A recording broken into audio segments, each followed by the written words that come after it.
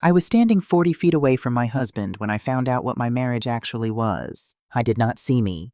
He had no reason to look for me. 3 days earlier, he had told me he was flying to Grand Rapids to meet a stone supplier, and I had driven him to this exact airport myself. I had watched him walk through the glass doors with his weekend bag on his shoulder. I had kissed him on the cheek in the departures lane while a traffic officer waved his arm at me to move along. Now he was walking out of baggage claim at Terminal 3, and there was a woman with him. My name is Tabitha Hollis. I was 63 years old that afternoon.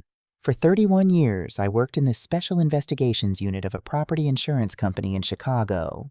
That is a polite way of saying I was paid to find people who were lying about money. My specialty was narrow. Contractors. Roofers, remodelers, restoration outfits, general builders. When a claim came across my desk with a number on it that felt wrong, I was the one who found out why. People think fraud is a lie. It is not. A lie is one thing said once. Fraud is a pattern. It is a rhythm.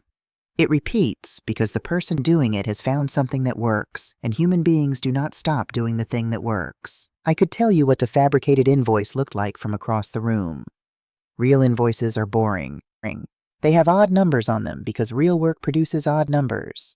Fake ones have clean numbers because a man sitting at a desk making something up rounds without thinking about it.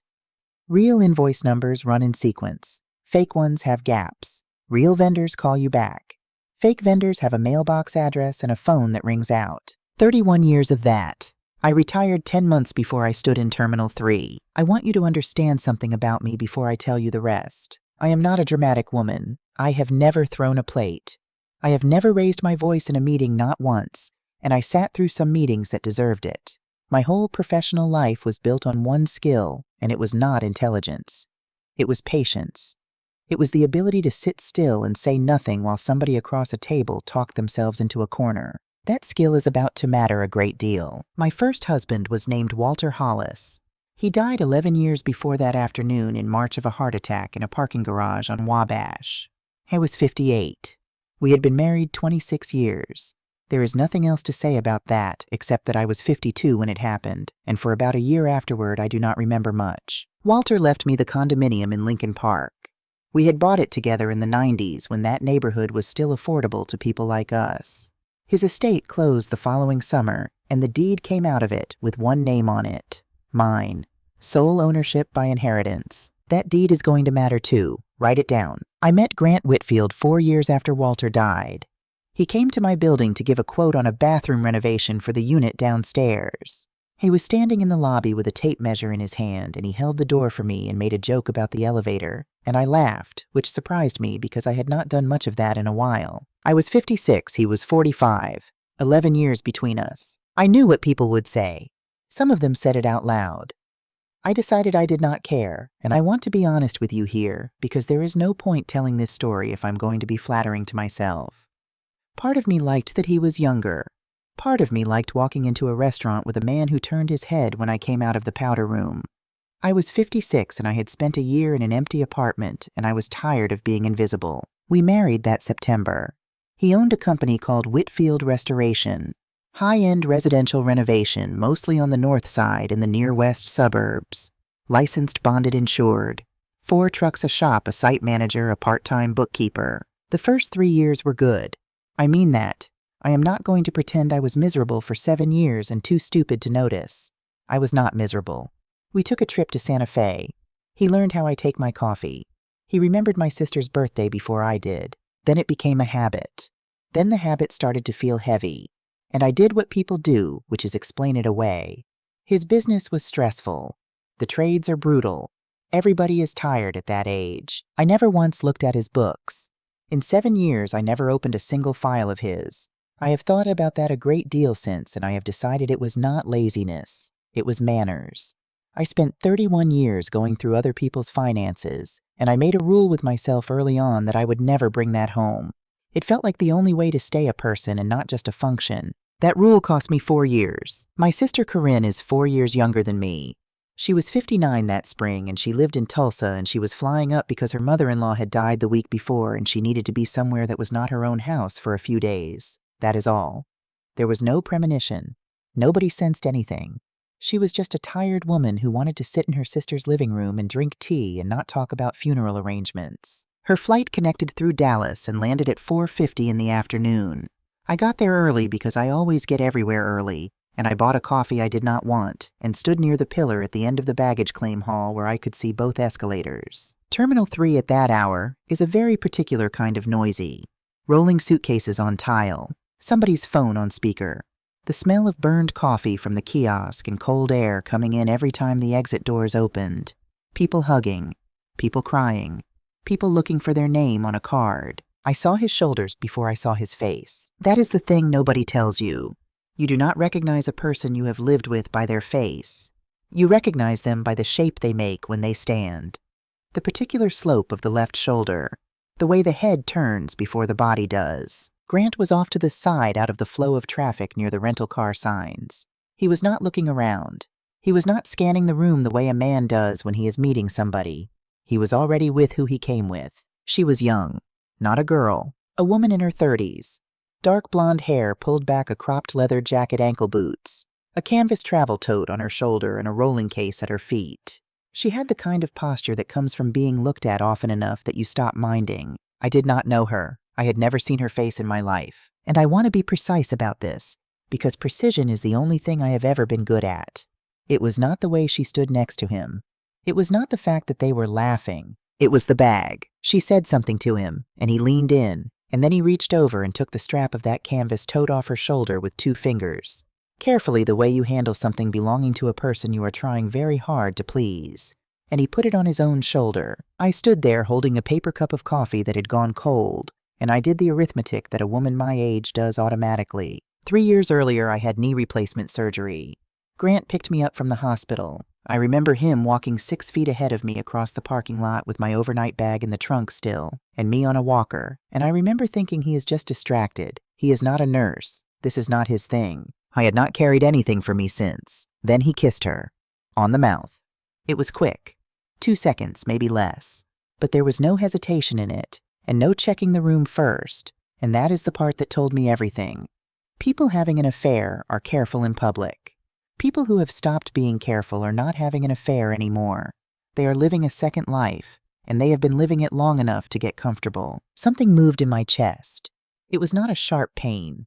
It was more like the floor tilting and then coming back level, except my balance never came back with it. I took 1 step forward. A hand closed on my forearm. Corinne had come down the escalator, and I had not seen her do it. She was standing next to me with her purse still on her shoulder and her carry-on handle in her other hand, and she was looking at exactly what I was looking at. She started to move. My sister has never in her life let something go by. She got half a word out of her mouth, and she leaned her weight toward him, and I closed my hand around her wrist, and I held on. She turned and stared at me. Tabitha, don't. That man is standing in an airport in front of God and everybody. I know what he is doing. Then let go of me. I did not let go. I kept my eyes on him, and I kept my voice level, and this is the closest I came in that entire day to saying something out loud that I actually meant. If I walk over there right now, he gets to decide what this is. He will call her a design subcontractor. He will say we ran into each other at the gate. He will say I am confused or emotional or that I have been under strain since I retired. And there will be 40 people standing here watching a 63-year-old woman shout at a man in a baggage claim. That is the version everybody keeps. Not mine. His. So we do nothing. We do nothing today. She looked at me for a long moment. Corinne is not a stupid woman, and she has known me my whole life. You are going to do something, she said. Yes. When? When I know what I am looking at. We stood there and we watched them walk out through the sliding doors together, his hand at the small of her back, her bag on his shoulder, and neither of them looked behind them once. They passed within 30 feet of me. He did not feel a thing. That was somehow the worst part of the entire afternoon. Not the kiss. The fact that his own wife could stand 30 feet away from him and register as nothing at all. We left through the far end of the hall and took the crosswalk to the parking structure. Corinne did not say a word until we were sitting in my car on level 4 with the engine off. Did you know? She said. No. Tabitha. No. I mean it. I put my hands on the wheel because I wanted somewhere to put them. There were things. He stopped talking about work. He used to tell me about every job, every difficult client, every inspector who gave him grief, and about 2 years ago that just stopped. He started taking calls in the garage. He got a second phone and told me it was for the crew scheduling app. That is knowing. No, that is a feeling. I looked at her. Corinne, I spent 31 years telling young investigators that a feeling is not evidence. I sat in depositions and watched cases fall apart because somebody went in with a hunch and no documents. I am not going to break my own rule on the one file that matters. She was quiet. Then what is it? She said finally. Right now it is one observation made by 2 witnesses in a public place. That is all it is. It is a place to start. I turned the key. I remember my hand was completely steady, and I remember being faintly surprised by that. His text came in at 7:20 that evening while Corinne was in the shower, and I was standing at the counter slicing a lemon. Supplier is dragging his feet on the court site. 1 more day, maybe 2. Call you tomorrow. I read it twice. Then I did the first investigative act of the rest of my life, and it took me about 4 seconds. I took the screenshot. Then I opened a note on my phone, and I typed the date, the time, the terminal number, the approximate time I saw him, and a physical description of the woman. Dark blonde, mid-30s, 5'7", maybe 5'8", cropped leather jacket, silver ring right hand index finger. Then I typed one more line because 31 years teaches you to write down not just what you saw, but what you did not see. No luggage tags visible, did not see which carousel. You write it down the same day. Always. Memory is not a record. Memory is a story you tell yourself, and it improves every time you tell it, which is exactly the problem. That night, Corinne sat on the end of my bed in her robe with her hair wrapped in a towel and made a proposal. They sell recorders, she said. The little ones. You put it in his office behind the books, and in 2 weeks you will have everything. No. Why not? Because Illinois is an all-party consent state. I sat down next to her. In this state, if you record a private conversation, every person in that conversation has to agree to it. Not just me, him, her, anybody else on the line. Hi is my brother-in-law, and it is your house. It does not matter whose house it is. If I put a recorder in that room, I have committed a felony. And the tape is worthless, because no judge in Cook County is going to let it in. So I would have handed over the one thing I actually have, which is that right now I have not done anything wrong and I would have gotten nothing for it. Corinne stared at this wall for a while. That is a stupid law, she said. It is not actually. It protects me too. And here is the thing I need you to understand because it is going to be true for the next 1.5 years, and it is going to be hard. What? I am not going to break a law to prove that he broke one. That is exactly how women like me end up sitting on the wrong side of the table. I have watched it happen.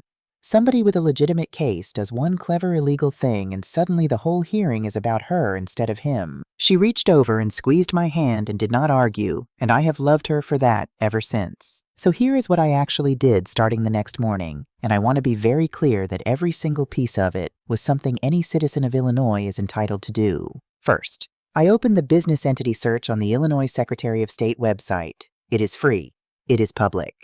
Anybody can use it from a phone in a parking lot. I searched for limited liability companies registered in Cook County in the interior design and furnishing space formed in the last 6 years. That is a wide net, but I had time and I had nothing else. Second, I logged into our joint household account and I ordered 5 years of statements. Every one of them. I was a named account holder. I did not need his permission, and I did not need anybody else's. Third, I pulled my own copies of our jointly filed federal returns. 7 years of them in a file box in the closet, because I have never thrown away a piece of paper in my life. Grant used to tease me about that box. He called it my paper museum. It took me 2 days. I did it at the oak table in the dining room with a legal pad and a pen, the way I had done it for 3 decades. And it felt so completely ordinary that at one point I looked up and had to remind myself what I was actually doing. I sorted the statements by payee. Not by amount, not by date. By payee. That is the first thing you do, and almost nobody does it, because banks do not present data that way, and people accept the format they are given. And one name came up over and over, Pierce Interiors LLC, not monthly. That is what a careless person does, and whatever else Grant was, he was not careless. The payments were irregular, 6 weeks apart, then 2 weeks, then 9 weeks, and they were never round. 4,280, 11,640, 7,015. Odd numbers, the kind of numbers real work produces. Except the memo lines were all the same, 3 or 4 phrases cycled. Design consult. FF and F&E allowance. Selections and procurement. Design consult again. Real invoices are specific. Real invoices say what the money bought. I went back to the Secretary of State search, and I typed the name in. Pierce Interiors, LLC. Formed in Cook County. Active. Sole manager and registered agent listed by name. Danielle Pierce. Her business had a website. Small, clean one page, the kind a designer builds for herself. There was a photograph at the top, a woman in a workroom leaning over a table of fabric samples half turned toward the camera, smiling like somebody had said her name. Dark blonde, mid-30s, silver ring right hand index finger. I sat back in my chair, and I looked at that photograph for a long time. Then I picked up my calculator. Not the phone.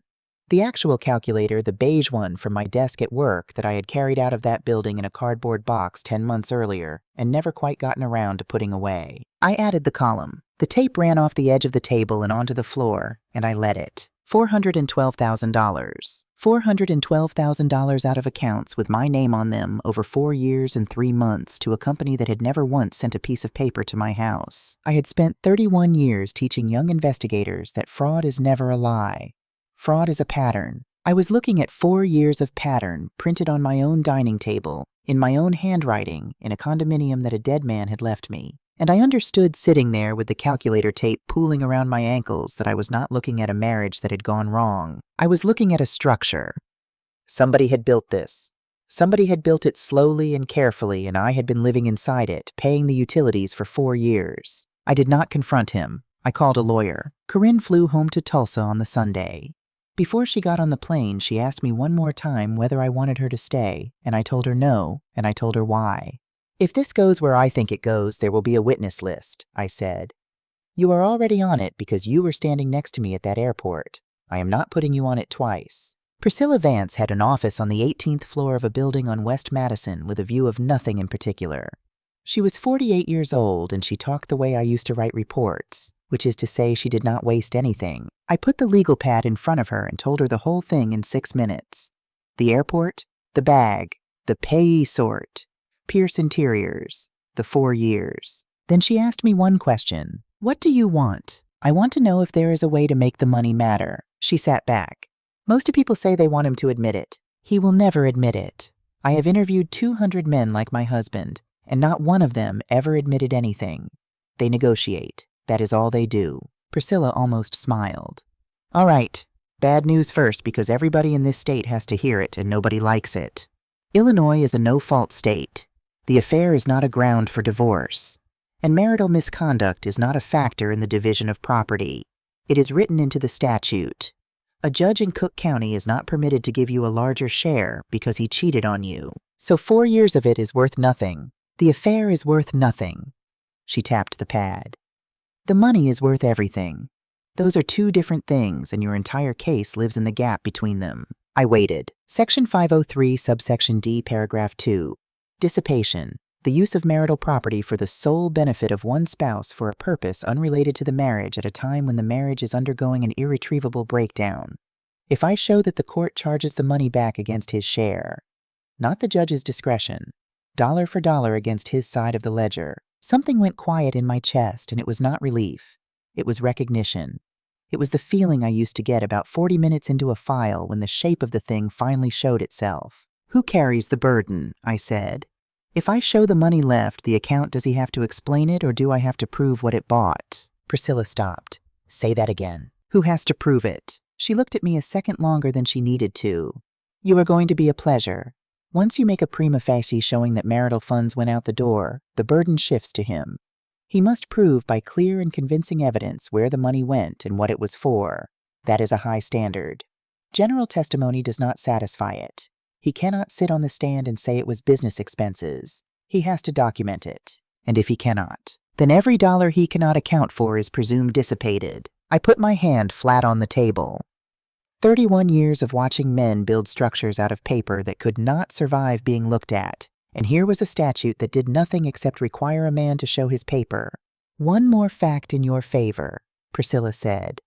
You told me most of these payments came out of the joint household account. He swept money from the business account into the household account and paid out of there. It was sloppy. I never understood why. He did it because it was easier and nobody was watching.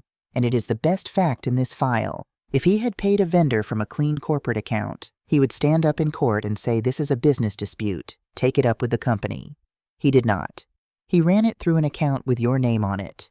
That is marital property, and he cannot argue otherwise because he is the one who put it there. So what do we need?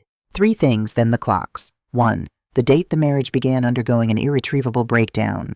Nothing before that date can be dissipation. February, the year the payment started. You are sure.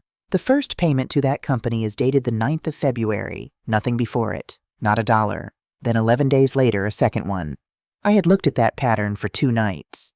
Nobody starts paying a design consultant 11 days apart and then goes quiet for 6 weeks.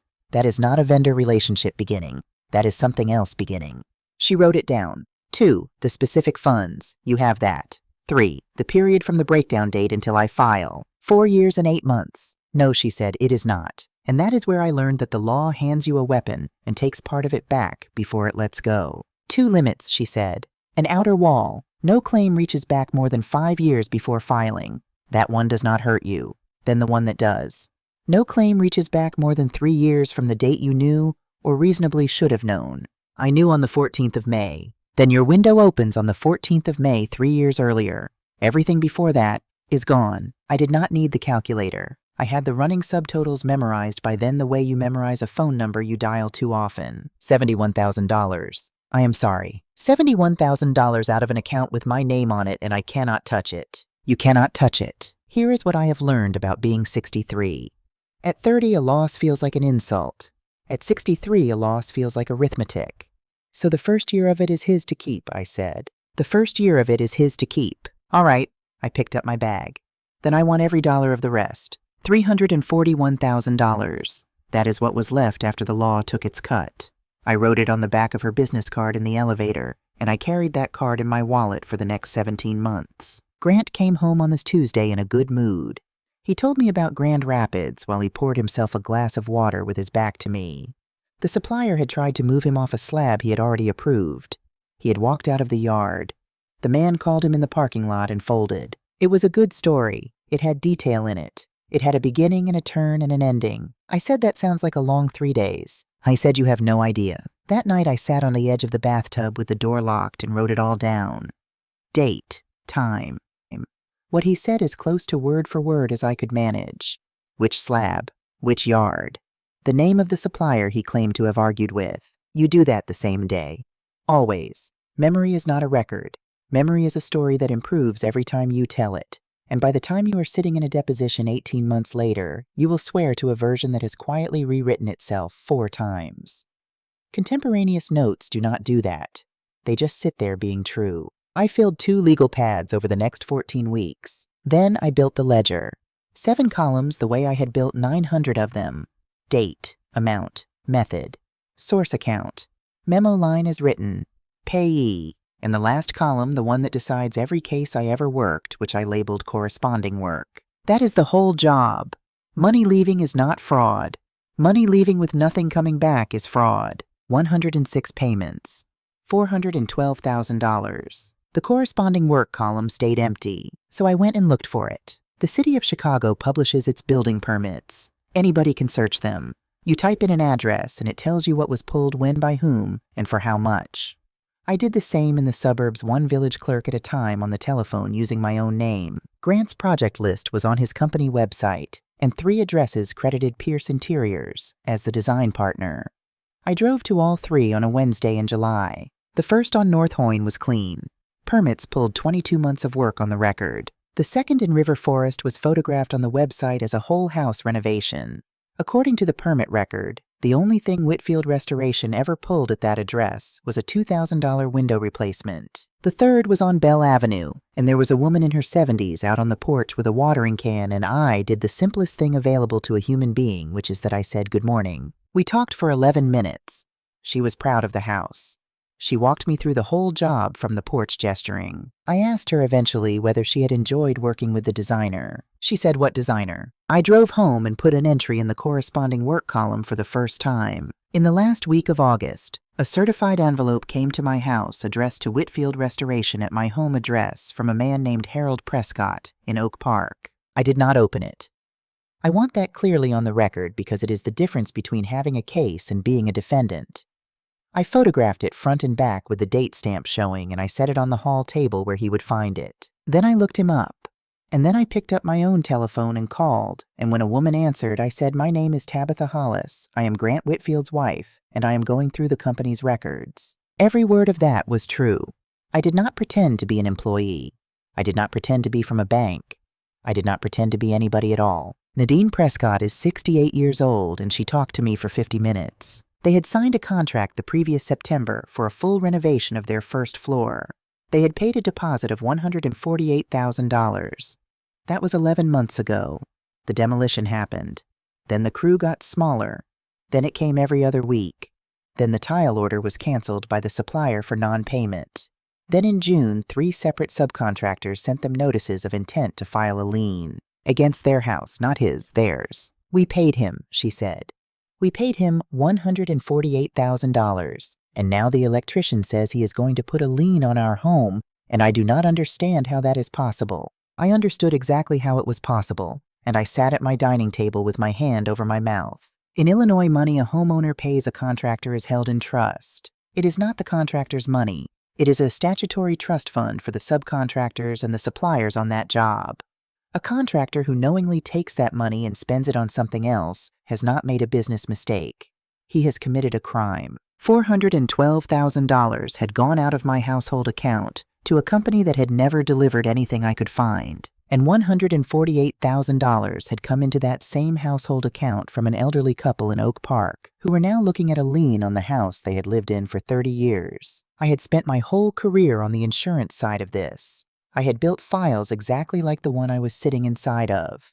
I had trained people to spot it, and I had married it and slept beside it for 7 years and never once opened the box. The box came 4 days later. Vera Stanton was the part-time bookkeeper. She had been with the company 6 years, and she quit at the end of August, and because the shop office had been closed since spring, she shipped what she had to the business address on file, which was my home. I signed for it. I set it in the hall. I looked at it for 2 hours. Then I called Priscilla, and she asked me 3 questions. Was it addressed to a business entity at my residence? Yes. Was I an owner or officer of that entity? No. Had it been delivered into my custody at a property I solely own? Yes. She told me to open it, photograph everything as I removed it, and touch nothing beyond that. 9 folders. 8 were what you would expect. Payroll, sales tax, vehicle registrations. The 9th was labeled in Grant's handwriting. Hollis Residence. It was our own renovation, the one he did in the 2nd year of our marriage. He had taken the 2nd bedroom down to studs and rebuilt it as my office because I had said once in passing that I wished I had somewhere to work that was not the dining table. I cried when he showed it to me. I want that on the record too. I stood in that doorway and cried, and he stood behind me with his hands in his pockets looking pleased. The folder held $180,000 in invoices for that renovation. Materials, labor, permits, subcontractors. Every one of them showed Whitfield Restoration as the paying party.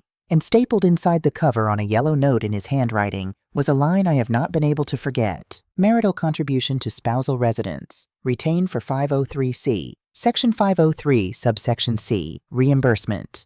When marital funds improve one spouse's separate property, the marital estate can claim the contribution back. He had not built me an office. He had built a lever and pointed it at Walter's apartment, and he had done it in the 2nd year of our marriage before I had ever done one thing to him. I sat down on the floor of my hallway with that folder in my lap and stayed there long enough that my leg went numb. Then I got up because there is a version of me that has been doing this since 1992, and she does not sit on floors. I went to the closet and got the paper museum. That is what Grant called it.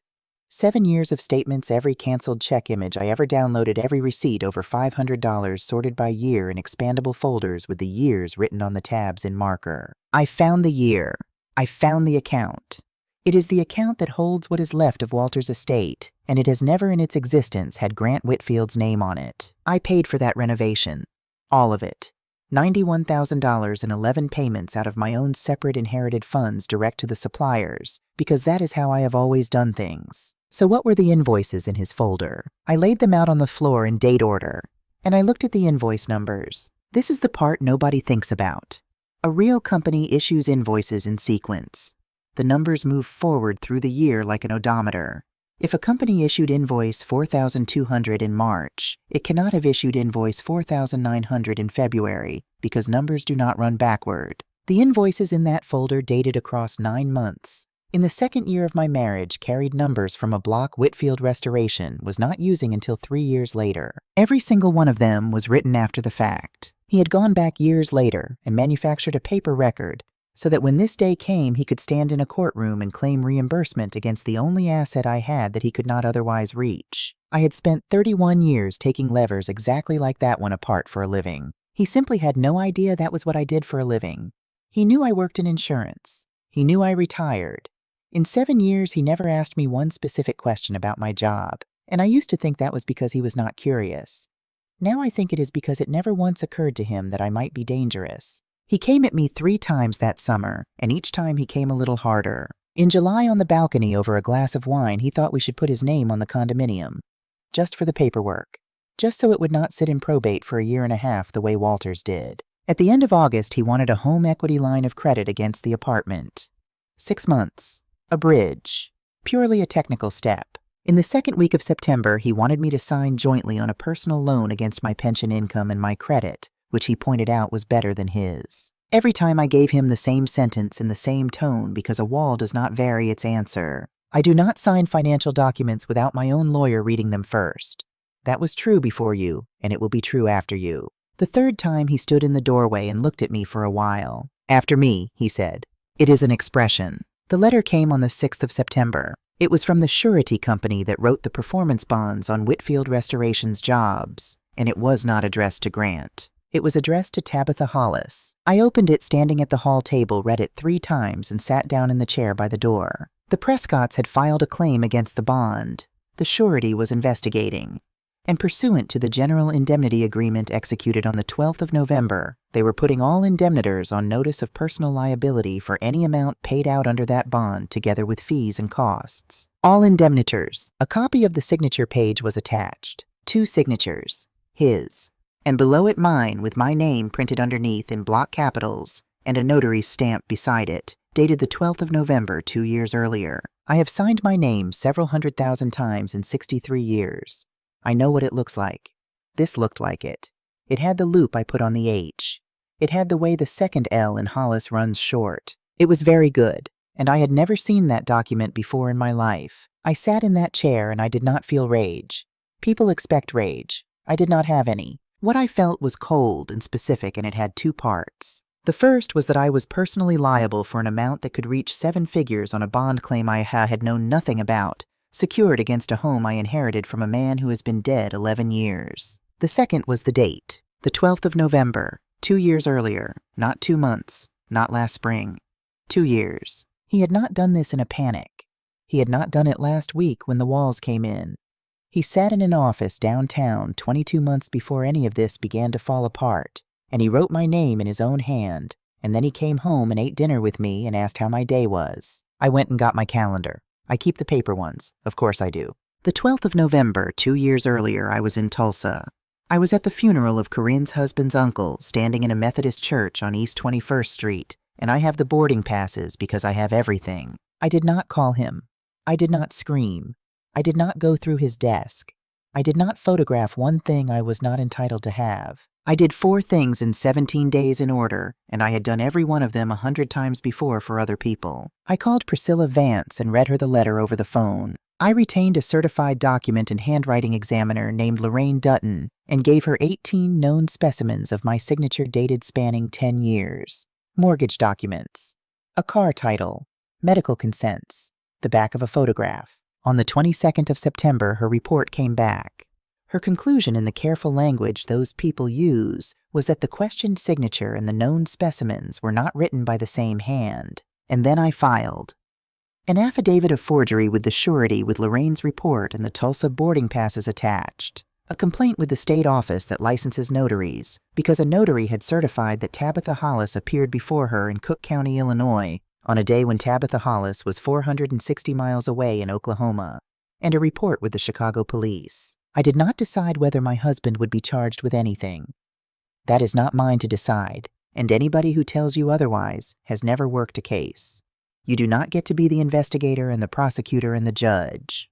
You file it correctly with the people whose job it is, and then you let the machine do what the machine does. I filed on a Wednesday. Owen Radcliffe, the claims handler at the surety, called Grant the following Monday. Grant came home at 9 o'clock that night. I heard the door and I heard him not put his keys down, which is how I knew. He came into the front room with his jacket still on. What did you tell the bond company? I put down what I was holding. I told them I did not sign it. Tabitha, because I did not sign it. And then I watched him do the whole thing.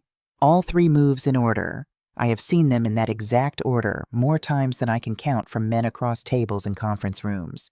And there is something almost restful about watching a man do something so predictable when you have spent 4 months being frightened. Deny first. You signed it. You signed it in November and you have forgotten. I brought a stack home that month. Insurance renewals, the truck titles, the workers' compensation audit. You signed all of it at that table without reading a word the way you always do. I went and got the folder and put the boarding passes on the table in front of him. Minimize second. He looked at them for perhaps 3 seconds. It is a formality. He finally took the jacket off and dropped it on the arm of the chair. Every surety in the country asks for a spousal indemnity. It is boilerplate. It sits in a drawer for 10 years and nobody ever looks at it. Then why did you not hand it to me and ask me to sign it? Because it does not mean anything. Grant, if it does not mean anything, it costs you nothing to ask. You did not ask. You forged it.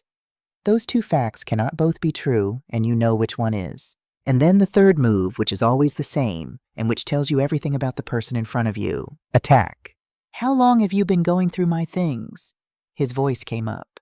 It is the only time in this entire story that anybody raised their voice, and it was him, and it was here. How long? Because that is not a woman who opened 1 letter. That is months. You have been sitting in this apartment for months going through my papers behind my back. What kind of wife does that? I stood up. I am 5'4" and I was 63 years old and I had a bad knee, and I stood up anyway because there is a version of this where I answer that question sitting down, and I did not want to be that woman. Grant, I did not go behind your back. Not one time. Every document I have was either mailed to this address with my name printed on it, or came out of an account that I own, or is on file with the Secretary of State of Illinois, where any person in this state can read it for free. I have not opened your mail. I have not touched your phone. I have not recorded you, and I could have, and I did not, and there is a reason for that. Nothing I looked at was hidden from me. That is the entire difference between us. He said nothing. You had to forge a signature, I said. I only had to open my own mail. He stood in the middle of my front room for a long moment, and something moved across his face, and for about 2 seconds I actually thought he was going to say the thing. That some part of the man who held the door for me in that lobby was going to surface and tell the truth. He looked around the room instead. At the windows. At the floors. At the crown molding Walter and I put in ourselves in 1997. How much is this place worth now? He said. I did not answer. Because if the bond company comes after this house, we are going to need to know what we are working with. He had forged my name onto a document that made me personally liable for his debts. He had been caught doing it 11 minutes earlier, and the first fully formed thought that came out of his mouth was we. That was the moment. Not the airport. Not the folder on the hallway floor. That. Because at the airport I found out he had another woman, and in the hallway I found out he had a plan. Standing in my own front room at 9:15 on a Monday night, I found out that after 7 years I was not a wife he had betrayed. I was a line on a schedule of assets, and he had simply moved to the next column. You should sleep in the back bedroom tonight, I said. I did. On the 3rd of October, I sat in Priscilla Vance's office and signed a petition for dissolution of marriage. It was filed at the Richard J. Daley Center that same morning, 7 years and 1 month. People kept asking me afterward the way people do whether it was the affair that finally did it. It was not. Illinois does not care that he cheated, and by then honestly neither did I. What I could not get past was the 12th of November. On that day I was standing in a church in Oklahoma, in a black coat holding my sister's hand, listening to a man talk about the resurrection. And 460 miles away, my husband sat down at a desk in a downtown office and picked up a pen and wrote my name. That is the day my marriage ended. He just did not mention it to me for 2 years. I was served on the 9th of October in the parking lot of a lumber yard on Elston Avenue by a man in a windbreaker who handed him an envelope and walked away. That night I asked Priscilla when he had to move out. He does not, she said. I thought I had misheard her. Tabitha listened to me carefully, because this is the part that makes people do something stupid. That apartment is your separate property. It is not divisible. He will never own 1 square foot of it, but he lives there. He has lived there for 7 years. In Illinois, you cannot change the locks on a person who resides in a home, no matter whose name is on the deed. That is called a self-help eviction, and it is illegal, and if you do it, you hand him the only sympathetic fact he will ever have. Then how does he leave? There is a mechanism, exclusive possession. But the standard is not that he lied to you, and it is not that he forged your signature. The standard is that the physical or mental well-being of one party is jeopardized. I have to file for it, he gets notice, we get a hearing, and a judge decides. Weeks, not days. How many weeks? 6 if we are lucky. So I lived with him for 6 weeks. Nobody tells you about that part. In every version of this story anybody has ever told me, the woman says the words, and the man picks up a bag and the door closes, and there is a scene at the end where she sits alone in a quiet room. Nobody tells you about the 42 days in between sharing a refrigerator with a man who is going to be cross-examined about you. Here is how I did it. The first thing I did on the 10th of October was take every original document out of the apartment. All of it in 3 trips to a safe deposit box at a branch on Clark Street. What stayed in the house were copies. If he burned every piece of paper in that apartment, he would have accomplished nothing at all. The second thing was the office. It is my separate property, and it was my room, so I had a locksmith comes and put a new lock on that door, and I told Priscilla in writing before I did it, and I kept the receipt. The third thing was that I stopped speaking to him, not in a cold, theatrical way. I said good morning. I said there is coffee. But everything that mattered went in an email, because email carries a timestamp, and a note left on the counter carries nothing but somebody's word about when it appeared. Corinne wanted to fly up and stay. I told her no for the same reason as before, and she called me every night at 8 o'clock instead for 42 straight nights, and we talked about her garden. And around the 5th day, Grant changed tactics. He got kind. He fixed the faucet in the hall bathroom that had dripped for 2 years. He started cooking again, and he cooked well, and twice he made the pork thing I like and left a plate covered on the stove.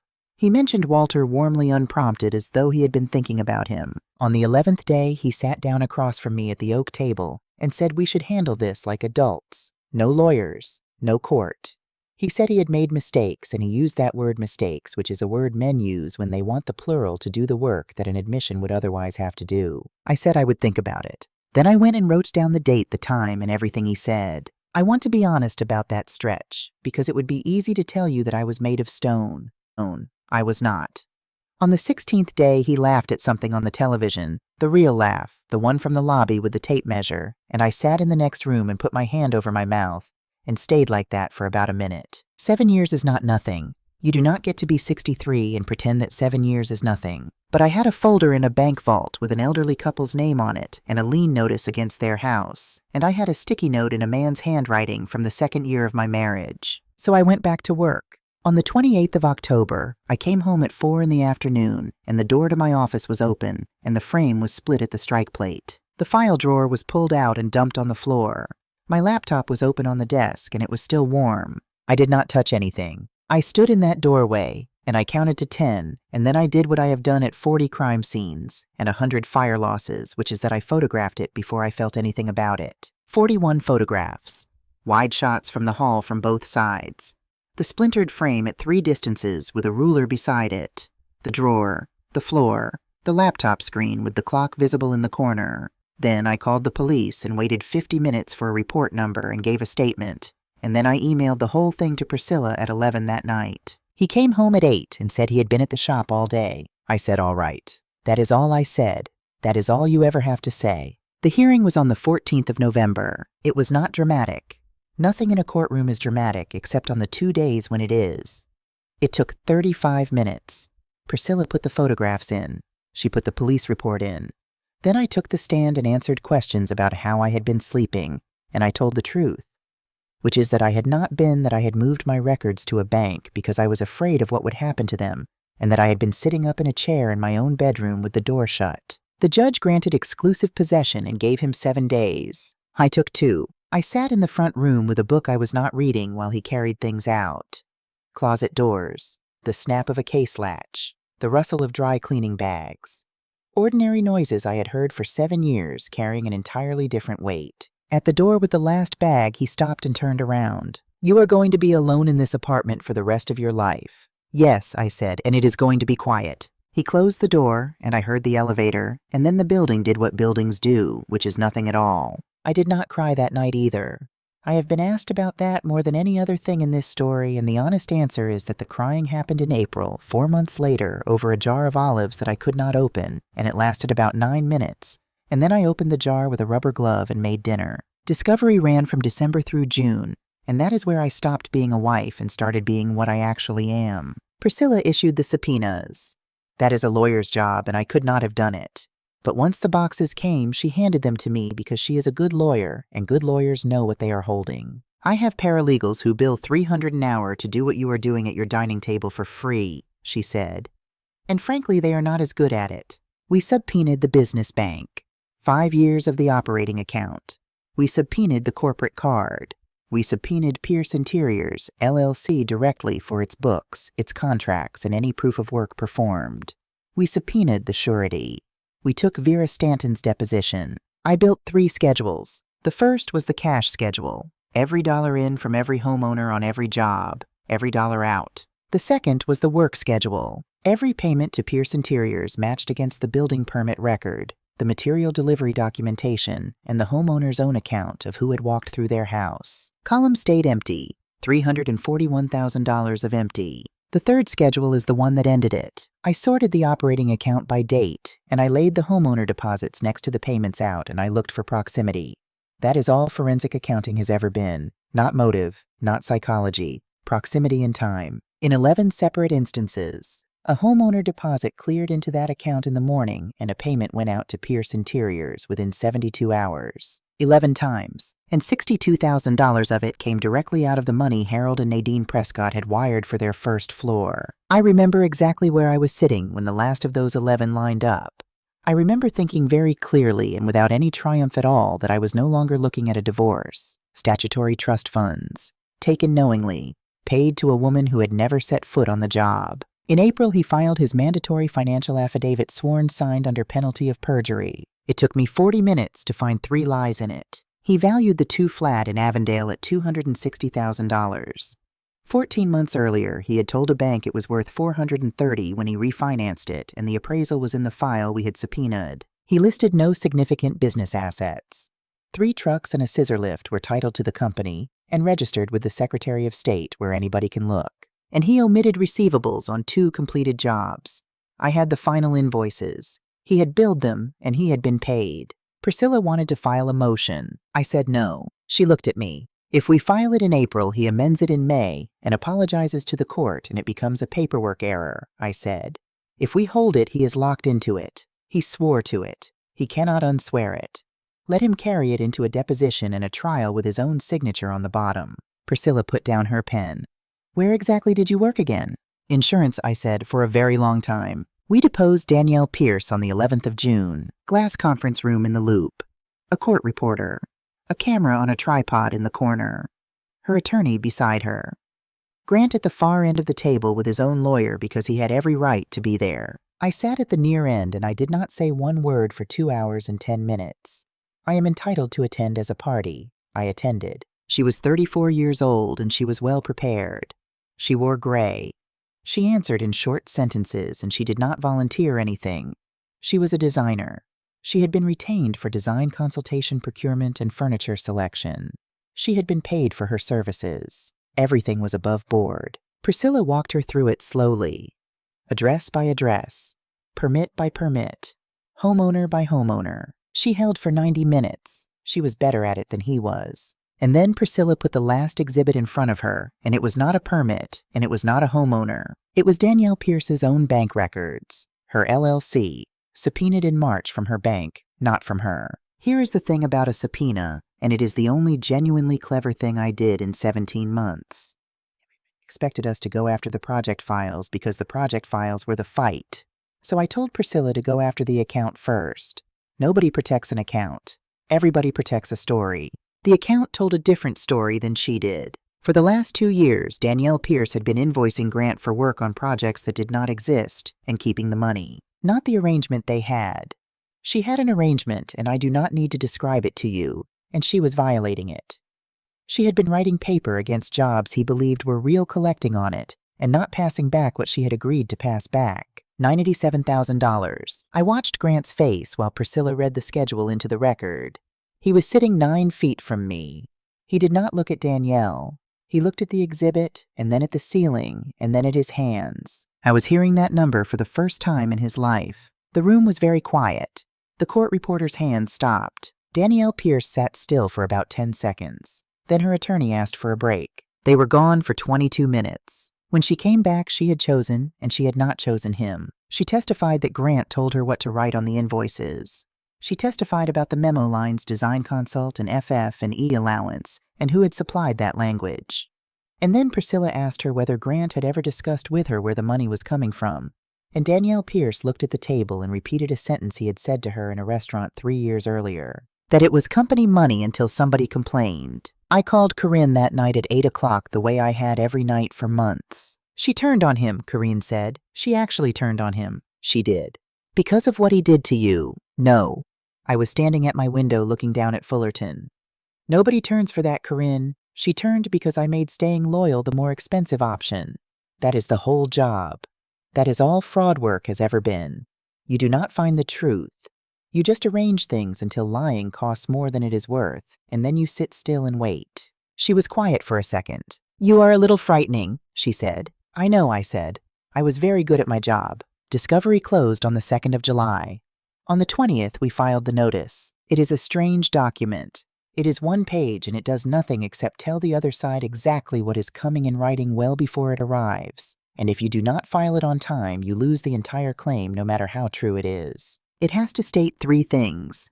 The date the marriage began undergoing an irretrievable breakdown, the property alleged to have been dissipated, and the period. Ours said the 9th of February, 6 years earlier. Payments from the joint household account and the business operating account to Pierce Interiors, LLC, 14th of May through the 3rd of October. $341,000. And here is where the forgery earned its keep in a way I had not planned and could not have planned. Grant's lawyer's only real defense to the 3-year look-back was to argue that I should have known sooner, that I lived in the house, that the statements came to my address, that a reasonable woman would have caught it in year 1, except that in November of the 2nd year, he had forged my signature onto an indemnity agreement and concealed it from me for 22 months. And that fact was already in the file with a certified examiner's report attached to it. You cannot stand in front of a judge and argue that your wife should have been paying closer attention while you are simultaneously the defendant in a concealment case. Those 2 positions cannot occupy the same room. They dropped it. Then Priscilla explained the shape of the thing to me, and I let her finish, and then I told her I had seen it in March. The burden was on him now. To defeat the claim, he had to prove by clear and convincing evidence that $341,000 of marital money went to a legitimate business purpose. There is exactly one way to do that. You produce the job files. You show which project the money served and when and what came back. But the job files show where the money came from, and the money came from homeowner deposits.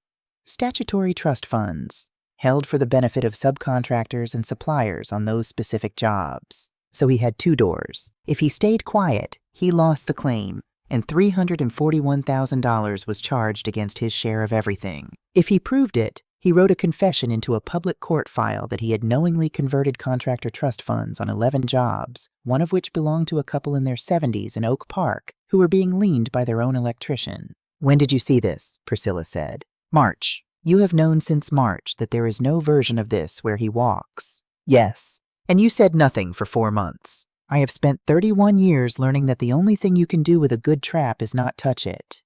I put my coffee down. I did not build this to win a divorce, Priscilla. I built it so that every door he could walk through opened into the same room. He tried a 3rd door in August. The offer came through his lawyer, and it was smart. And I want to be fair to him and say that it was the only intelligent thing he did in 17 months. He would withdraw the reimbursement claim against my apartment. All $180,000 of it. Complete release executed recorded.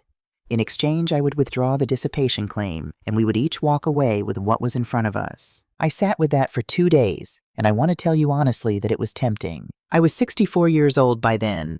Trial meant 2 days in a courtroom in the Daly Center with my whole marriage read into a record.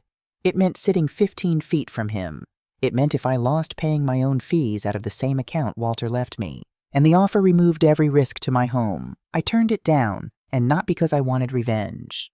I had no interest in revenge by August. I was tired. I turned it down because I had already killed his reimbursement claim in October on the floor of my hallway with a box of canceled checks and a list of invoice numbers that ran backward through time. It was worthless. He knew it was worthless. He was offering to stop pointing a gun at me, and I had taken the bullets out 10 months earlier, and he had never once noticed. That is what happens to a man who never asks his wife what she does for a living. The trial was on the 7th and 8th of October. The first day was his claim, and it took 40 minutes. I testified the way I have testified for 3 decades, which is flat slow and entirely out of documents. I did not characterize anything. I did not use one adjective about my husband. I put in the 11 canceled checks from Walter's estate account in his name, drawn to the suppliers directly. $91,000 paid by me. Then I put in his invoices, and then I put in the invoice number analysis, and I explained to the court what a sequence is and why numbers do not run backward. His lawyer had no cross-examination worth the name. What is there to ask? You cannot argue with an odometer. The judge denied the reimbursement claim in full. The second day, Grant took the stand. His lawyer walked him through it. Yes, the payments were made. Yes, Pierce Interiors was a design vendor. Yes, they were ordinary business expenses in the course of a renovation company that ran 15 projects a year. Then Priscilla stood up, and she did not raise her voice, and she asked him about 11 things in a row, and every one of them had a document behind it. You paid Pierce Interiors $341,000 in this period. The funds left the operating account. Deposits from homeowners came into that same account. On the 14th of March, the Prescott deposit cleared at 9:40 in the morning. On the 16th of March, $62,000 went out to Pierce Interiors. Are you aware that under Illinois law, a homeowner's payment to a contractor is held in trust for the subcontractors on that job? His lawyer was on his feet before she finished the sentence. There was a conference at the bench. It went on for a while. And then the judge turned to my husband and advised him in a very level voice of his right against self-incrimination. I have watched a lot of men in a lot of chairs. Grant Whitfield sat in that one and looked out at the room, and for the first time in 7 years there was somebody present with more authority than he had, and there was nothing to negotiate with, and nobody to charm. He looked at his lawyer. His lawyer did not look back. He invoked the Fifth Amendment. In a civil case in Illinois, he is entitled to do that. He is also entitled to what comes with it, which is that the court may draw an adverse inference from his silence. And in one sentence, he gave up the only route he had to clear and convincing evidence. He came down off the stand. He walked past me, and he looked at me exactly once, and I did not look back because I was writing. I have been asked whether that was cruelty. It was not. I was writing because I have taken notes in every proceeding I have ever attended in my life.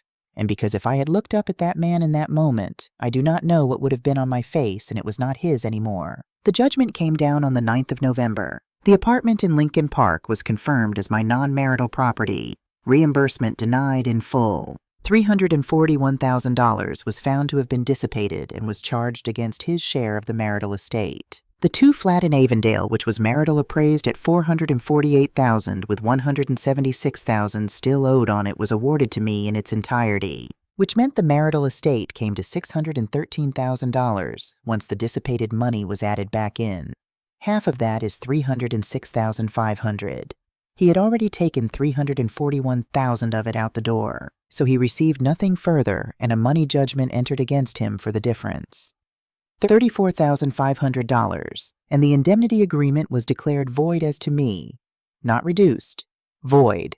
I have never owed $1 on that bond, and I never will. People hear those numbers and expect me to sound happier about them. Here is what actually happened afterward, and it is smaller and stranger than anybody wants it to be. The surety paid the Prescott's claim and came back at Grant for every cent of it, and he could not pay, and no surety in Illinois will write a bond for a man with an unsatisfied indemnity judgment against him. Without a bond, you cannot pull the general contractor licenses. Without the licenses, there is no company.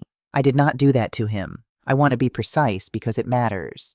I did not call one supplier. I did not whisper to one bank. Every institution that walked away from Grant Whitfield walked away after reading his own documents.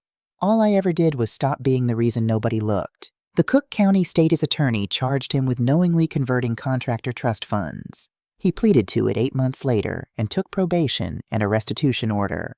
There was no perp walk. Nobody went to prison. That is what these cases actually look like, and anybody who tells you different has never sat in that building. The forgery went to a different desk and moved slowly, and I stopped asking about it because it was never mine to control. Danielle Pierce dissolved her LLC in January and moved to Nashville. There was no confrontation. I never spoke one word to that woman in my life before or since. Women like that do not explain themselves, and there is nothing to be gained by making them. And Grant twice sent long messages. The first was a negotiation. The second, some months later, was 4 paragraphs about how I had planned all of it from the beginning. I was wrong about that, and it is the only thing I would want him to understand. I did not plan any of it. On the 14th of May, I was a woman standing in a baggage claim holding a cold coffee, and everything that happened afterward was simply the consequence of him being who he already was, in front of somebody who had spent 31 years learning to read exactly that. I did not build the trap. He did. All I did was decline to walk in front of it and let him keep swinging. I walked out of the Daily Center on the 9th of November into weather that was not cinematic in the slightest. Gray 38 degrees, the wind coming up Washington off the lake with an edge on it. Corinne was standing at the bottom of the steps in a coat too thin for Chicago, holding 2 coffees because she had flown up on Tuesday and had not told me she was coming. She did not say congratulations. She handed me a cup and said, "Your ears are red, put your hood up." That night I sat in Walter's apartment, which is mine and always was. I had 1 box left. 17 months of work sorted by schedule and cross-reference to the exhibit list. I had thought about what I would do with it. People kept suggesting I burn it, which is the sort of thing people say. I did not burn it. I have never destroyed a file in my life. I labeled it in marker. I wrote the years on the tab. And I put it in the closet next to the paper museum where it belongs. Everybody kept telling me I had my life back. I did not. 7 years is gone and nobody hands that back to you. And I will be 65 in the spring, and I am aware of the arithmetic. What I got was smaller than that and better. I got a quiet apartment with my name on the deed. I got a 2-flat in Avondale that pays me $1,100 a month from a nice couple on the top floor. I got a judgment nobody will ever collect, and a bond obligation that was voided down to 0. And I got one more thing which I did not expect, and which turned out to be the only part I would not trade. At 63 years old, when a man decided I was an asset that could be liquidated, I was the one holding the ledger. I closed the file. I put it on the shelf. And then I went to bed in my own house, in my own name, and I slept for 9 hours.